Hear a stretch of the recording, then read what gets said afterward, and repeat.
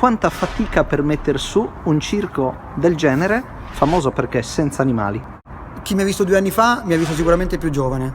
Sono invecchiato per mettere su uno spettacolo del genere, stare dietro a tutti gli artisti, cercare di soddisfare quelle che sono le loro aspettative, e anche gli le loro artisti esigenze. un po' vampireschi sorridono qua, Assolutamente sì, perché sanno che sto dicendo la verità, lo sanno bene. Vedete, fate vedere i dentini che avete, ragazzi, ecco, vedete, sono sempre molto accattivanti. La storia, diciamo, si svolge all'interno degli inferi, quindi del regno degli inferi. Abbiamo un diavolo un po' particolare ed è il nostro, diciamo, la nostra star, quello che è conosciuto di più a livello mondiale. Si chiama Rudy Makagi e viene direttamente da Las Vegas, New York, ha lavorato nei posti più incredibili e abbiamo rinnovato tutto il cast, quindi c'è Alberto Denis insieme a Preti Pistolo che è la sua assistente, poi ci sarò io che farò sempre la parte dell'illusionista e ne sono felicissimo e orgoglioso, e poi abbiamo tutto nuovo, quindi dalla nostra appunto verticalista abbiamo il corpo di ballo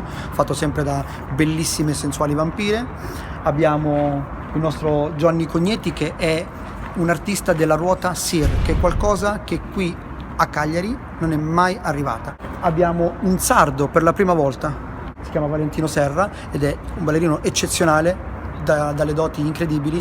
Bene, quindi tanta fatica, un lavoro incredibile, sovrumano. Io non vi nascondo che sono stato anche male fisicamente per cercare di debuttare e fare questo spettacolo come l'avevo pensato. Io sono convinto che il pubblico cagliaritano amerà anche questo spettacolo come le precedenti edizioni, e quello che posso dire: venite a vederci perché è l'ultima volta che vedrete a Cagliari uno spettacolo horror diretto da me e prodotto da Tyler Martini. Non potete perdervi il finale, The Kingdom. Bene, grazie tutti. Anche a voi e tanti auguroni. Grazie mille.